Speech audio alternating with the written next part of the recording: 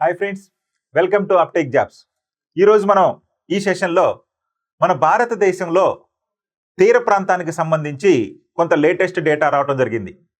గతంలో మన భారతదేశానికి సంబంధించి మొత్తం సముద్ర తీరం అంటే దీవులతో కలుపుకొని 7,516 కిలోమీటర్లు అనుకుంటే ఇప్పుడు అది 11,000 కిలోమీటర్లకు పైచిలకు పెరిగింది. మరి ఆంధ్రప్రదేశ్ గతంలో అత్యధిక సముద్ర తీరం ఉన్నటువంటి రాష్ట్రాల్లో గుజరాత్ తర్వాత 2వ స్థానంలో ఉంటే మరి ఈ కొత్త గణాంకాల వలన మన ఆంధ్రప్రదేశ్ 3వ స్థానంలోకి చేరింది. మరి ఈ విధమైనటువంటి తేడాలు ఎందుకు వచ్చింది? మరి భూమి ఏమన్నా పెరిగిందా, లేకపోతే గణాంకాల్లోనే మార్పు ఉందా? మొదలైనటువంటి విషయాలన్నింటినీ కూడా కూలంకషంగా మనం ఇప్పుడు చర్చించుకుందాం. రైట్, ముందుగా దేశంలో పెరిగిన సముద్ర తీర ప్రాంతం. సముద్ర తీర ప్రాంతం ఏ విధంగా పెరిగింది ఒకసారి చూడండి. ఇండియన్ నేవల్ హైడ్రోగ్రాఫిక్ ఆఫీస్ మరియు సర్వే ఆఫ్ ఇండియాలు 1970లో సంయుక్తంగా చేసినటువంటి సర్వే ప్రకారం దేశంలో మొత్తం తీరరేఖ పొడవు 7,516.60 కిలోమీటర్లు. ఎగ్జాక్ట్గా 7,516.60 కిలోమీటర్లు. ఇదేంటండి? దీవులతో కలుపుకొని. మనకి తెలుసు భారతదేశ ప్రధాన భూభాగం ఈ విధంగా ఉంటే ఇటు అరేబియా సముద్రంలో లక్షద్వీపులు, అదేవిధంగా బంగాళాఖాతంలో అండమాన్ నికోబార్ దీవులు, ఈ మొత్తం కూడా కలుపుకుంటే మన భారతదేశంలో మొత్తం తీరరేఖ పొడవు 1970 గణాంకాల ప్రకారం 7,516.60 కిలోమీటర్లు. మరి దీన్ని ఎవరు సేకరించారయ్యా అంటే ఇండియన్ నేవల్ హైడ్రోగ్రాఫిక్ ఆఫీస్ మరియు సర్వే ఆఫ్ ఇండియా. మరి సర్వే ఆఫ్ ఇండియా వాళ్ళ యొక్క ముఖ్య ఉద్దేశం ఏంటండి? వాళ్ళు మన భారతదేశంలో మ్యాపులు తయారు చేస్తారు. ఈ మ్యాపులు తయారు చేసే క్రమంలో భాగంగా ఇండియన్ నేవల్ హైడ్రోగ్రాఫిక్ ఆఫీస్ వారు మరియు సర్వే ఆఫ్ ఇండియా వారు సంయుక్తంగా ఈ 1970లో ఈ సర్వే నిర్వహించి ఈ గణాంకాలను మనకి చెప్పారు. దీంట్లో భాగంగానే అత్యధిక తీరరేఖ ఉన్నటువంటి రాష్ట్రం గుజరాత్, 2వ రాష్ట్రం ఆంధ్రప్రదేశ్ అని చెప్పి మనం ఇప్పటి వరకు చదువుకుంటున్నాం. కానీ ఇప్పుడు అవన్నీ కూడా గతమైపోయినాయి. ఇప్పుడు కొత్త డేటా వచ్చేసింది. ఎందుకు వచ్చింది, ఏ విధంగా వచ్చిందో ఇప్పుడు మనం చూద్దాం. నేషనల్ మ్యారిటైమ్ సెక్యూరిటీ కోఆర్డినేటర్ రూపొందించిన విధి విధానాల మేరకు నిర్వహించినటువంటి రీవెరిఫికేషన్లో దేశంలో ప్రస్తుత తీర ప్రాంతం పొడవు 3,582.21 కిలోమీటర్లు పెరిగి 11,098.81 కిలోమీటర్ల మేర చేరిందని తాజాగా కేంద్ర హోం మంత్రిత్వ శాఖ పేర్కొంది. చూడండి, very very very very important. మరి ఈ గణాంకాలు ఎవరు సేకరించారయ్యా అంటే ఇక్కడ చూడండి, national maritime security coordinator. National maritime security coordinator రూపొందించిన విధి విధానాల ఆధారంగా, అంటే గతంలో ఇండియన్ నేవల్ హైడ్రోగ్రాఫిక్ ఆఫీస్ మరియు సర్వే ఆఫ్ ఇండియా వాళ్ళు గణాంకాలు సేకరించారు. అయితే వాళ్ళకి ప్రత్యేకమైనటువంటి సంస్థ ఏది కూడా వాళ్ళకి విధి విధానాలు ఇవ్వలేదు. కానీ ఇప్పుడు నేషనల్ మ్యారిటైమ్ సెక్యూరిటీ కోఆర్డినేటర్, ఎందుకని ఇది మనం ప్రామాణికంగా తీసుకోవాలంటే మన భారతదేశం ఉన్నటువంటి తీరరేఖకి గస్తీ కాయటానికి, అంటే 24 గంటలు దాన్ని కనిపెట్టుకొని ఏం జరుగుతుంది ఏంటి తీర ప్రాంతంలో చూడటానికి ఈ నేషనల్ మ్యారిటైమ్ సెక్యూరిటీ కోఆర్డినేటర్ అనేది ప్రధానమైనటువంటి సంస్థ. మరి ఈ సంస్థ ఇచ్చినటువంటి విధి విధానాల ఆధారంగా ఈ సంస్థలు రీవెరిఫికేషన్ చేయడం జరిగింది తీర ప్రాంతాన్ని. ఆ విధంగా చేయటం వలన 1970లో ఈ సంస్థలు సేకరించినప్పుడు ఉన్నటువంటి తీరరేఖ పొడవుతో పోల్చుకుంటే ఇప్పుడు దాదాపుగా 3,582.21 కిలోమీటర్ల మేర మనకి తీరరేఖ పెరిగింది. పెరిగి ఎంతకు చేరిందండి? 11,098.81 కిలోమీటర్లు. అంటే గతంలో 7,516 కిలోమీటర్లు ఉన్నటువంటి మొత్తం సముద్ర తీరం ప్రస్తుతం ఈ నూతన విధి విధానాల ద్వారా లెక్కించటం వలన 11,098.81 కిలోమీటర్లకు మన భారతదేశంలో తీరరేఖ పెరిగింది అని ఎవరు ధృవీకరించారండి? కేంద్ర హోం మంత్రిత్వ శాఖ. ఎందుకని? ఈ యొక్క నేషనల్ మ్యారిటైమ్ సెక్యూరిటీ కోఆర్డినేటర్ అనే సంస్థ కూడా మరి కేంద్ర హోంశాఖ కింద పనిచేస్తుంది కాబట్టి ఈ సంస్థ విధించినటువంటి విధి విధానాల ఆధారంగా ఇంత తీరరేఖ పెరిగింది అని చెప్పి అఫీషియల్గా కేంద్ర హోం మంత్రిత్వ శాఖ ప్రకటించడం జరిగింది. అందుకని ఇప్పుడు మనకి వార్తల్లోకి వచ్చింది. సో కాబట్టి మన భారతదేశంలో ప్రస్తుతం మొత్తం తీరరేఖ పొడవు దీవులతో కలుపుకుని ఎంతయ్యా అంటే 11,098.81 కిలోమీటర్లు. గతంలో ప్రతి 50 కిలోమీటర్ల మధ్య దూరాన్ని కొలిచారు. ఇప్పుడు 5 నుంచి 10 కిలోమీటర్ల మధ్య దూరాన్ని కొలిచారు. చూడండి ఎందుకు పెరిగింది అని మనకు డౌట్ వస్తుంది కదండి. అయితే 1970లో ఈ తీరరేఖను కొలిసేటప్పుడు 50 కిలోమీటర్లు తీసుకొని ఒక స్ట్రైట్గా దాన్ని కొలవటం జరిగింది. అంటే ఫర్ ఎగ్జాంపుల్ మనకి భారతదేశంలో ఇక్కడ నుంచి ఇక్కడ తీసుకున్నాం అనుకోండి, స్ట్రైట్గా 50 కిలోమీటర్లు 50 కిలోమీటర్లు 50 కిలోమీటర్లు ఇట్లా నేరుగా నిటారుగా ఒక 50 కిలోమీటర్లు తీసుకోవడం జరిగింది.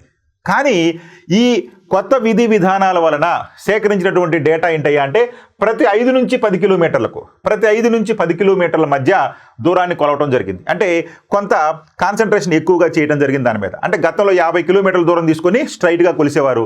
ఇప్పుడు 5 నుంచి 10 కిలోమీటర్ల దూరాన్ని కూడా మలుపులున్నా కూడా మలుపులు చూస్తూ మలుపులను కూడా పరిగణలోకి తీసుకొని పూర్తిగా సేకరించడం జరిగింది గణాంకాలు. చూడండి అయితే 1970లో దూరాన్ని నేరుగా కొలవగా అంటే స్ట్రైట్గా కొలవగా కొత్త విధి విధానాల వలన తీర ప్రాంతానికి ఉన్న మలుపులు వంపులు కూడా లెక్కించడంతో తీరం పొడవు పెరిగిందని విశాఖలో జాతీయ సముద్ర అధ్యయన విజ్ఞాన సంస్థ చీఫ్ సైంటిస్ట్ అయినటువంటి వివిఎస్ఎస్ శర్మ గారు చెప్పారు.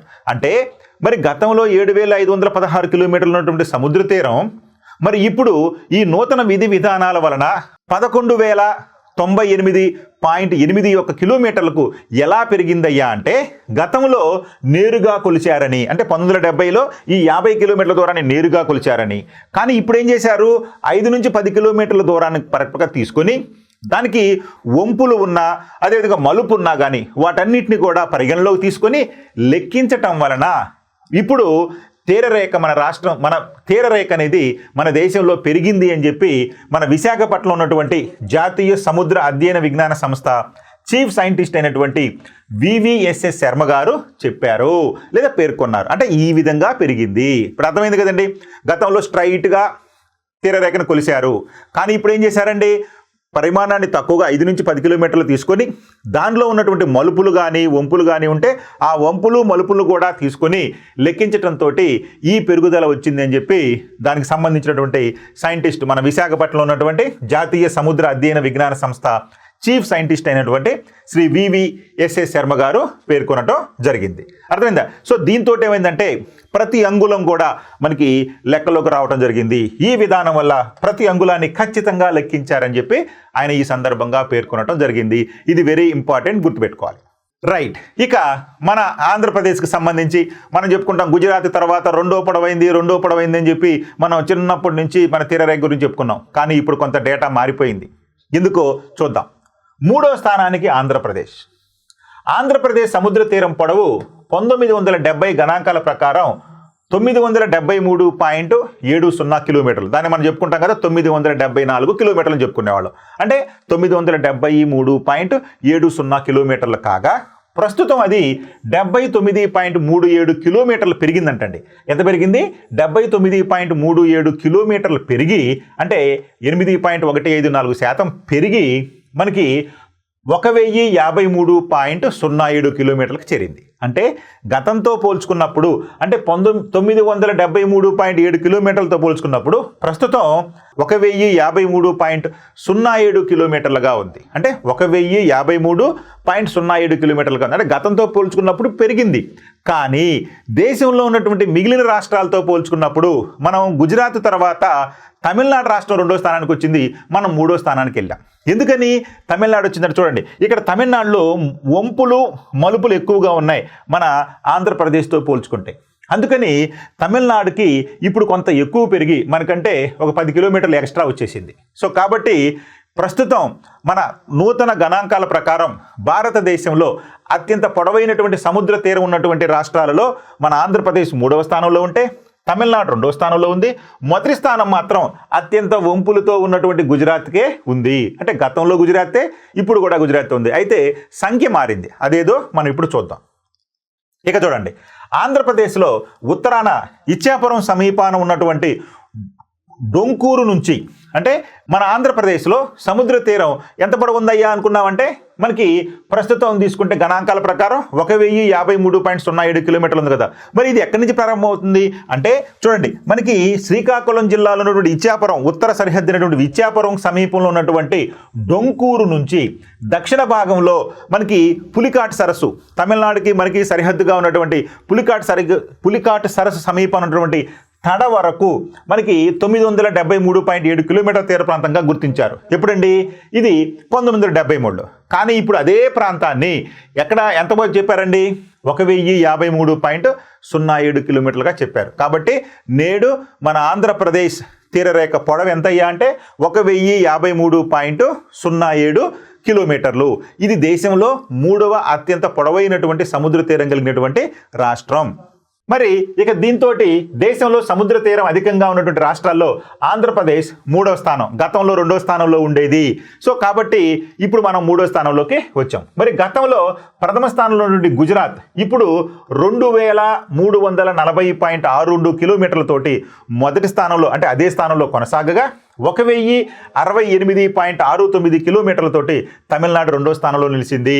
గుర్తుపెట్టుకోండి, అంటే మన ఆంధ్రప్రదేశ్కి 1053.07 కిలోమీటర్లు సముద్ర తీరం ఉంటే 2వ స్థానంలో ఉన్నటువంటి తమిళనాడుకి 1068.69 కిలోమీటర్ పొడవైనటువంటి సముద్ర తీరం ఉంది. అంటే మనకి 53 దగ్గరగా 15 కిలోమీటర్లు, 10 కాదండి 15 కిలోమీటర్ల పొడవు. సుమారుగా మన ఆంధ్రప్రదేశ్ కంటే తమిళనాడుకి కేవలం 15 కిలోమీటర్ల పొడవైనటువంటి సముద్ర తీరం అధికంగా ఉండటంతో ప్రస్తుతం భారతదేశంలో అత్యంత పొడవైనటువంటి సముద్ర తీరం ఉన్నటువంటి రాష్ట్రాల్లో తమిళనాడు 2వ స్థానంలోకి వచ్చేసింది. సో కాబట్టి మొదటి స్థానంలో గుజరాత్, 2వ స్థానంలో తమిళనాడు, 3వ స్థానంలో ఆంధ్రప్రదేశ్ నిలిచాయి అత్యంత పొడవైనటువంటి తీర ప్రాంతం ఉన్నటువంటి రాష్ట్రాల్లో.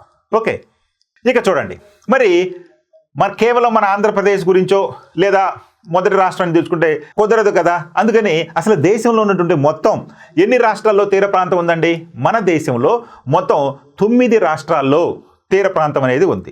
మరి ఈ 9 రాష్ట్రాల్లో తీర ప్రాంతంతో పాటుగా ఇక ఇతర దీవులు మరియు కేంద్రపాలిత ప్రాంతాలు అన్నీ కలుపుకుంటే మనం ఏం చెప్పుకున్నామండి? అన్నీ కలుపుకుంటే 11,098.81 కిలోమీటర్లు, అంతే కదండి. సో ఇప్పుడు చూడండి, మన భారతదేశంలో మొత్తం తీరరేఖ ఎంత ఉందయ్యా అంటే 11,098.81 కిలోమీటర్లు సముద్ర తీరం అనేది ఉంది.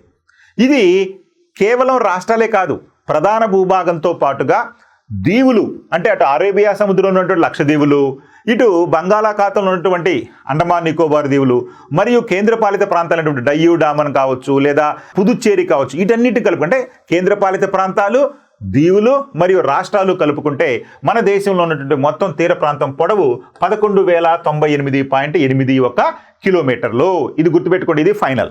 Okay right. అయితే రాష్ట్రాల వారీగా తీసుకుంటే గుజరాత్ రాష్ట్రం గతంలో 1,214.70 కిలోమీటర్లు ఉంటే, అంటే 1,214 కిలోమీటర్ల గతంలో ఉంటే ఇప్పుడు అది 2,340.62 కిలోమీటర్లకు చేరింది. సో ప్రస్తుతం భారతదేశంలో అత్యంత పొడవైన తీరరేఖ కలిగిన రాష్ట్రం గుజరాత్.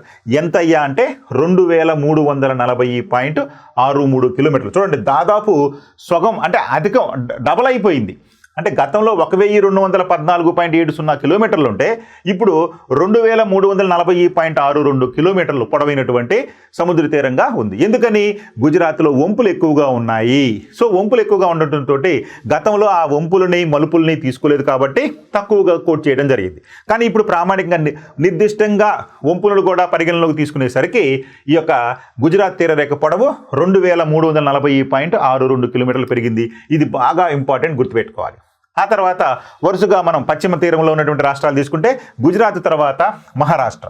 మరి మహారాష్ట్రలో గతంలో 652.60 కిలోమీటర్లు ఉంటే ఇప్పుడు అది 877.97 కిలోమీటర్లకు పెరిగింది. ఇక గోవా గతంలో 101 కిలోమీటర్ ఉంటే ఇప్పుడు అది 193.95 కిలోమీటర్లు, దాదాపు ఇది కూడా రెట్టింపైంది, 1093.95 కిలోమీటర్లు. ఇక కర్ణాటకలో గతంలో 280 కిలోమీటర్లు ఉంటే ఇప్పుడు 343.3 కిలోమీటర్లకు చేరింది.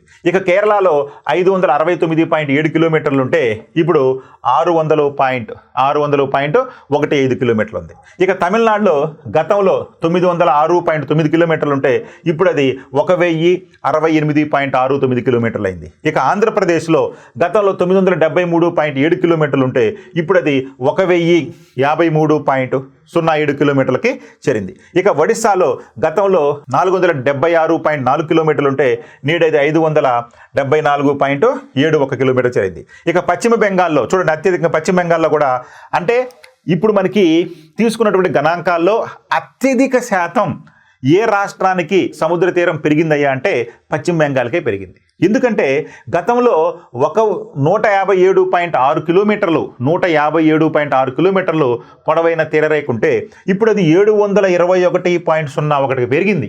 అంటే దాదాపు 4-5 రెట్లు పెరిగింది.